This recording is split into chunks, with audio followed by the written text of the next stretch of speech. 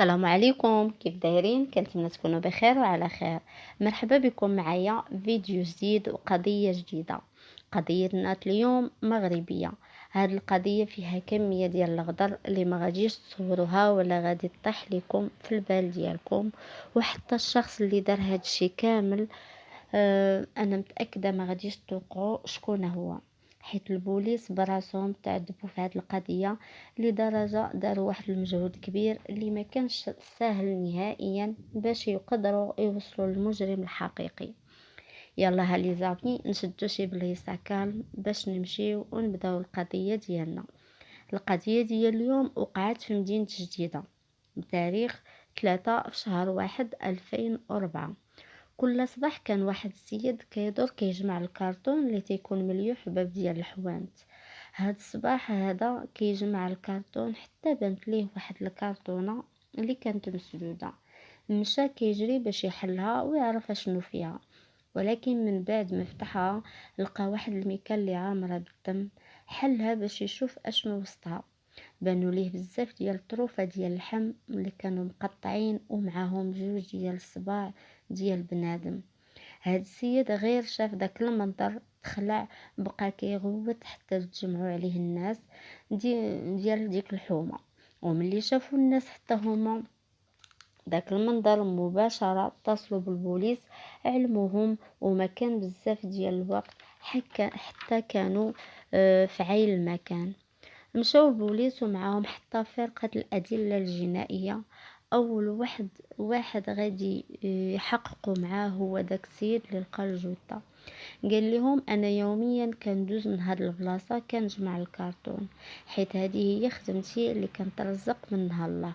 وهاد الصباح منين كندور بانت ليا واحد الكرتونه مسدوده. مشيت باش نجمعها، وغير حليت ديك الكرتونه بانت ليا واحد الميكا اللي عامره بالدم وفيها جوج ديال الصباع ديال بنادم. اول حاجه غادي يلاحظوها البوليس ان ديك المنطقه كانت عامره بالسكان، يعني ما كانش شي حومه اللي خاويه او يلاه كانت كتبنى. داكشي علاش فكروا بجوج ديال الاحتمالات. قالوا الاحتمال الاول غالبا اما هاد الجثه غادي تكون خارجه من شي دار اللي كاينه قريبه لهنايا، او الشخص اللي قتل فرق الجثه في بزاف ديال البلايص في المدينه. وهذا هو الجزء الاول اللي تلقى. المهم غادي يجيو ديك الجثه للطبيب الشرعي باش يعرفوا تفاصيل اكثر، ويعرفوا حتى البصمات من دوك السبع اللي تلقاو، باش يعرفوا هويه ديالها. وفعلا من بعد ما خداو البصمات قدروا يعرفوا الهويه ديال ديك الضحيه. هاد الشخص كان سميتو العربي، وفي العمر ديالو 60 عام، مجوج وعنده جوج وليدات. ولكن البوليس اللي جاهم غريب، هو الضحية ما كانش كيسكن في مدينة جديدة، وهو كان كيسكن في المحمدية. هادشي اللي خلاهم يطرحوا بزاف ديال الأسئلة. هاد السيد كيسكن في مدينة المحمدية، اش جابو للمدينة ديال جديدة؟ وحاجه اللي داروها مشاو عند العائله ديالو في المدينه ديال المحمديه باش يبحثوهم ويحققوا معاهم. ملي وصلوا لقاو هاد السيد كيسكن في فيلا. يعني كان السي العربي كان لاباس عليه. منين دقوا في باب خرجت ليهم مراتو اللي كان سميتها فاتحه، وكان في عمرها 45 عام. اول حاجه سولوها البوليس وقالوا لها واش كاين العربي في الدار. جاوباتهم مراتو قالت لهم لا، راجلي يومين هادي جاتو شي خدمه على غفله وسافر، وقال لي واحد السيمانه عاده غنرجع. مرات العربي قالت للبوليس بلي راجلها اتصل بها مره واحده فاش يلاه وصل، وديك الساعه ما عاودش يهضر معاها. وهنا قالوا لها البوليس غادي نقول لك شي حاجه، ولكن حاولي تصبري راسك. فاتحة منين سمعت هاد الهضره خافت واللون ديال وجهها تبدل. قالت لهم ياك لاباس. جاوبوها وقالوا لها باللي راجلك لقيناه مقتول في مدينة جديدة. السيدة غير سمعت هاد الهضره صدمات، بقات كتغوت ربي اللي خلقها. من بعد ما صبروها البوليس قالوا لها غادي نخليوك ترتاحي شويه، ومن بعد غادي نرجعوا عندك، حيت ضروري خاصك تعاوني معنا باش نعرفوا شكون قتل راجلك. ومن بعد ما داز 48 ساعة غادي يخرج تقرير طبي الطب الشرعي كان مكتوب فيه باللي سبب القتل هو الطعن بآلة حادة، ولكن اللي كان مروع بزاف باللي الجثة ديالو ما كانتش كاملة، يعني مازال ناقصين منها بزاف ديال الأجزاء. حتى الطريقة باش تقطعت بها الجثة طريقة احترافية. هذا الشيء تيبين بأن الشخص اللي قتل العربي الله يرحمه متمكن وعارف اش تيدير مزيان. رجعوا البوليس عند فاتحة باش يسولوها واش راجلك عنده شي عائلة في مدينة جديدة. جاوبتهم فاتحة وقالت لهم لا، راجلي ما عندوش عائلة في جديدة، عائلته تقريبا كاملة وخوته ساكنين في المحمدية. سولوها البوليس واش شك شي واحد اللي يقدر يكون عنده عداوة مع راجلك او الا فات شي حد تهدد عليكم. قالت لهم لا، بالعكس راجلي كاع الناس اللي كيعرفوه كيشكروه، كلشي كيبغيه حيت معروف كيدير الخير مع الناس. رجعوا سولوها شكون هما الناس اللي قراب من راجلك بزاف. قالت لهم فاتحة بلي كاينين جوج ديال الناس هما اللي قراب الراجلي وتيكونوا معاه ديما، محمد واسماعيل. هاد الجوج هما اللي خدامين مع راجلي في المكازا سنين هادي، وعطاتهم حتى العنوان ديال الخدمة ديالو. من بعد ما سالاو التحقيق معاها مشاو نيشان للمكازا ديال راجلها. منين وصلوا لقاو راجلها عنده شركة كبيرة ديال الأثاث المنزلي. بداو البوليس كيحققوا مع جميع الناس اللي خدامين عند العربي، حتى هما كانوا كيقولوا على العربي نفس الهضره اللي قالت لهم مراته. غادي يعاودوا يسولوهم البوليس واش العربي كان عنده شي مشكل او عداوه مع شي واحد في الخدمه، لكن كاملين اكدوا باللي الحاج ما كانت عنده حتى شي عداوه مع شي واحد. بقاو المحققين مده وهما كيفكروا واللي عنده شكون اللي عنده مصلحة يقتل هاد السيد، والناس كاملين كيشكروه وكيدعيو ليه بالخير.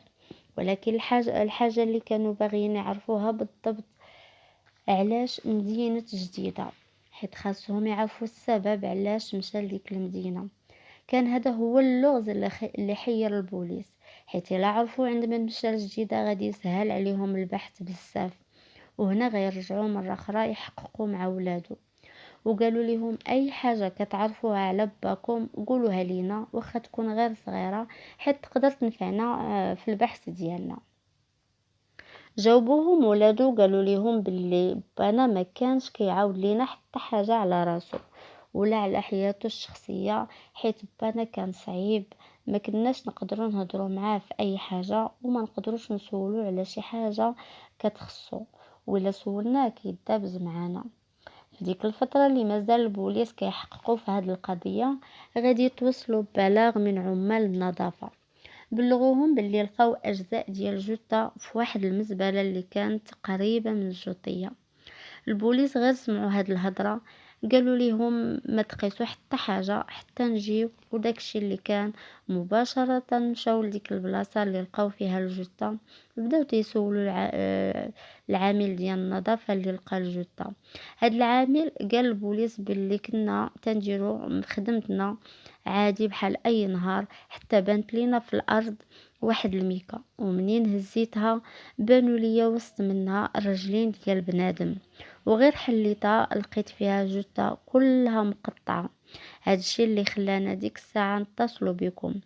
البوليس غادي يصيفطوا هذيك الجثة للمختبر باش يعرفوا واش دوك الأجزاء تتخص الجثة اللي تلقات المرة الأولى ولا لا. وهنا غادي تكون المفاجأة، حيت هادوك الأجزاء كاملين غادي يكونوا لشخص واحد، يعني كانوا كلهم ديال الحاج العربي الله يرحمه. ولكن الحاجة اللي كانت غريبة بالنسبة للبوليس من يلقاو هادوك الأجزاء الأخيرة كانوا تلقاو معاهم واحد النسبة قليلة من اللحم البقري، وحتى في التقرير ديال الطبيب الشرعي أكد باللي الجثة تقطعات بمنشار ديال الضوء.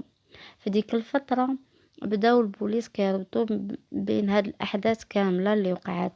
اول حاجه جات في بالهم باللي المجرم يمكن يكون جزار، خصوصا يلقاو شوية اللحم البقري في الجثة، وبلي الجثة تقطعات بمنشار ديال الضوء.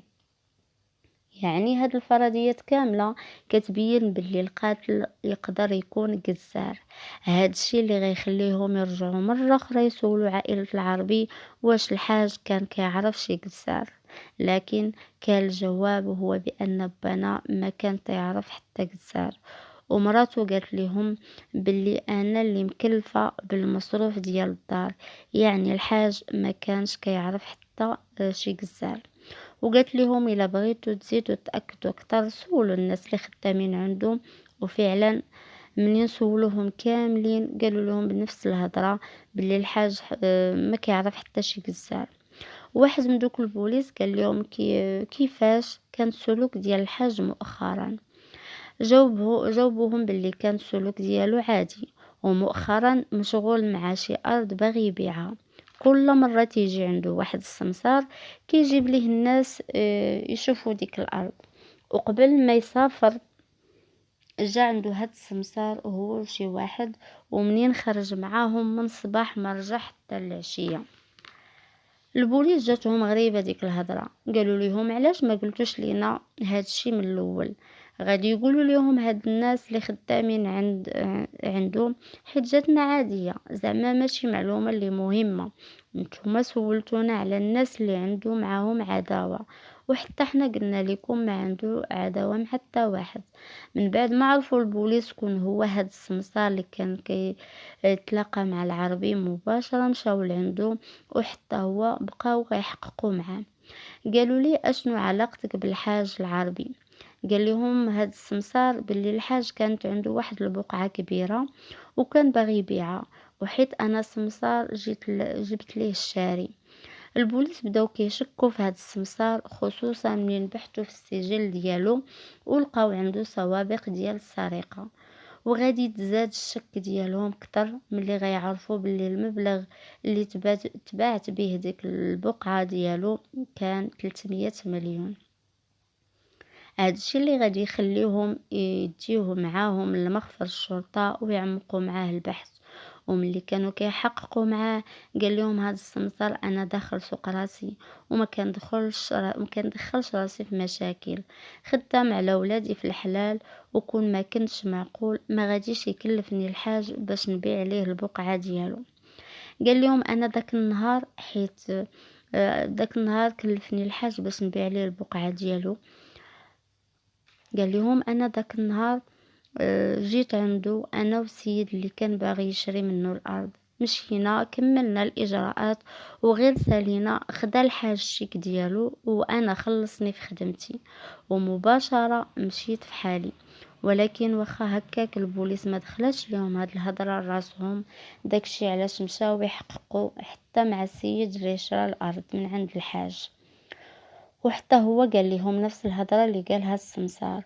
ولكن باش يزيدوا يتاكدوا اكتر غادي يمشيو للبنكه اللي فاتح فيها الحاج العربي الحساب ديالو باش يشوفوا واش بصح حط الفلوس في البنكه داك النهار ولا لا. وملي مشاو البوليس كيسولوا فعلا لقاوه جاب الشيك فيه مبلغ ديال 300 مليون. ولكن الناس اللي كانوا خدامين في البنكة قالوا للبوليس واحد المعلومة اللي جاتهم غريبة. قالوا لهم بأن الحاج قبل ما يجيب الشيك ب3 أيام كان داير طلب في البنكة على 80 مليون باش يوجدوها ليه، وفعلا قبل ما يجيب الشيك بنهار وجدوا ليه ديك 80 مليون وجدها. هنا الأمور بدأت تتعقد عندهم حتى يقولوا وصلنا للمجرم وكيرجعوا لنقطة الصفر. حتى من السمسار اللي عنده سوابق واخا بقاو كيضغطوا عليه ما لقاو عنده حتى دخل في هذه الجريمة. البوليس من نهار البوليس من نهار من البوليس منين شافوا راسهم حققوا كاع مع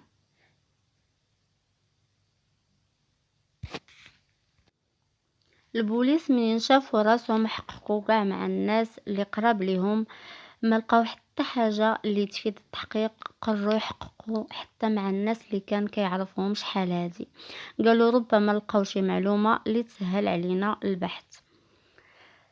كلشي ما كان مشاو كيسولو خو العربي، حيت هو اللي كان قريب ليه بزاف وكان كيعاود ليه كلشي، ما كان كيخبي عليه حتى حاجة. منين سولوه على الناس اللي كان كيعرفهم خو شحال هادي، غادي يقول لهم واحد المعلومة اللي كانت مهمة بزاف بالنسبة ليهم. قال لهم الحاج كان عنده واحد الصديق من الطفولة ديالو.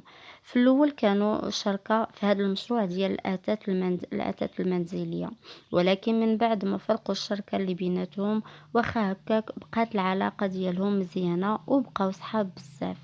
لكن من بعد ما داز واحد المدة، صاحبو غادي يوقع ليه افلاس، والبنك غادي يحجز ليه على كاع الممتلكات ديالو. هادشي اللي خلاه ما يستحملش هاد الظروف ومرض بزاف. وفي ديك الفترة ديال المرض ديالو كان الحاج هو اللي مكلف بالمصاريف ديالو وديال الولاد ديالو، حتى توفى هاد السيد. ولكن واخا مات صاحبو، بقى الحاج مكلف بمراته وولدها، بمرات صاحبو وولدها. غادي يسولوه البوليس واش عارف فين ساكنه هاد المراه، غيقول لهم اياه وغيعطيهم العنوان ديالها. ديك الساعة مشاو عندها باش يسولوها، وغير وصلوا لداك العنوان خرجت عندهم واحد المرأة. قالوا ليها واش انتي هي خديجة؟ قالت لهم لا، انا عام دابا باش انا كاريه هاد الدار، ولكن ما كنعرف حتى شي وحده بهاد السميه. طلبوا منها البوليس تعطيهم عنوان ديال السيد اللي كاري لها الدار، وملي خداو العنوان ديالو مشاو نيشان عنده. اول سؤال سولوه واش كانت ساكنه عنده شي وحده سميتها خديجه. قال لهم هذا الراجل اياه، هاد السيده كانت كاريه عندي شحال هادي، ولكن مده طويله باش تحولت من مدينه المحمديه لمدينه جديده.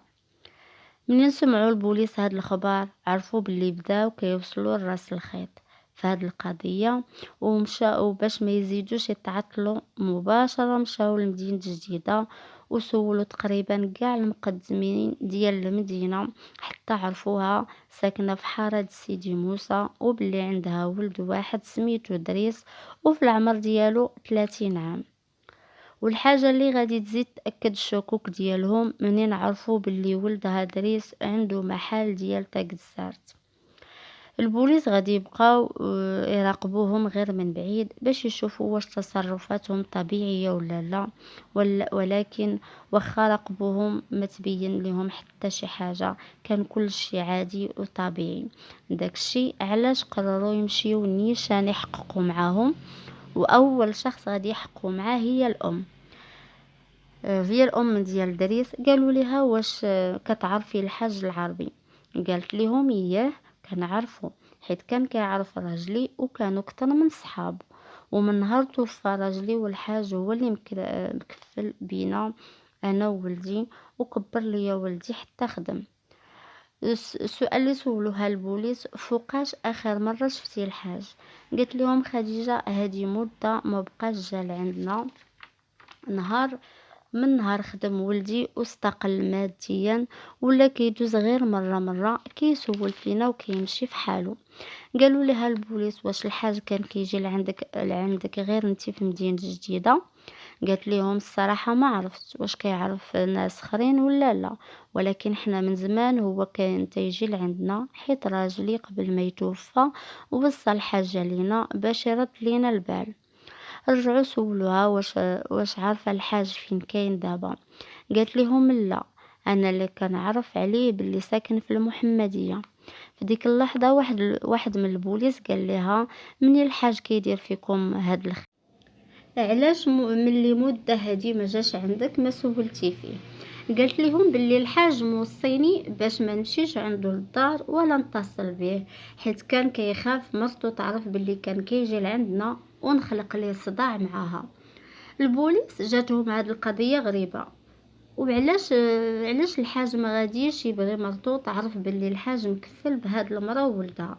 ياك هو كيدير غير الخير؟ ضروري غادي تكون شي حاجه اخرى اللي غادي ما يقدرش يقولها لمراته. وحتى خديجه كانت كتهضر بواحد البرود اللي ما كانش كيدخل الشك نهائيا. رجعوا البوليس سولوها واش عارفه اشنو وقع للحاج؟ قالت لهم لا. علاش؟ ياك لاباس؟ قالوا ليها باللي لقينا الجثه ديالو مقطعه ومليوحه هنا في جديده. وغير سمعت خديجه من البوليس هاد الهضره بقات كتبكي وكتغوت بواحد الطريقه اللي كان مبالغ فيها. هادشي اللي غادي يخلي البوليس يزيدوا يشكوا فيها، وغادي يخليوهم يحققوا حتى مع ولدها دريس. ولكن حتى دريس قال لهم نفس الهضره اللي قالت مو. واخا هكاك بقاو البوليس شاكين فيهم، بقاو البوليس تيربطوا الاحداث مع بعضها. لقاو كاع هاد الاحداث تتبين باللي هاد المراه وولدها عندهم دخل في هاد الجريمه. داكشي علاش غادي يقرروا يديوهم يتعمقوا معاهم البحث اكثر. وكان كل واحد يحققوا معاه بوحدو. وفاش كانوا كيسولوا ولدها كان كيهضر بطريقه عاديه. قال لهم انا ما درت حتى حاجه، علاش غادي نقتلوه؟ هو اصلا داير فينا غير الخير. ولكن واخا هاد الهضره كامله اللي قال لهم بقاو البوليس كيضغطوا عليه بزاف، ولكن كان مصر على نفس الهضره اللي كان كيقولها لهم ديما. تيقول لهم انا ما قتلتوش وما عنديش حتى دخل بهاد الجريمه. وهذا الشيء علاش قرروا يديروا الخبره على الطوموبيل ديالو، حيت لقاو البلاصه اللي كيسكنوا فيها هما والبلاصه اللي لقاو الاجزاء ديال الجثه كانوا بعاد بزاف على البلاصه اللي كانوا كيسكنوا فيها.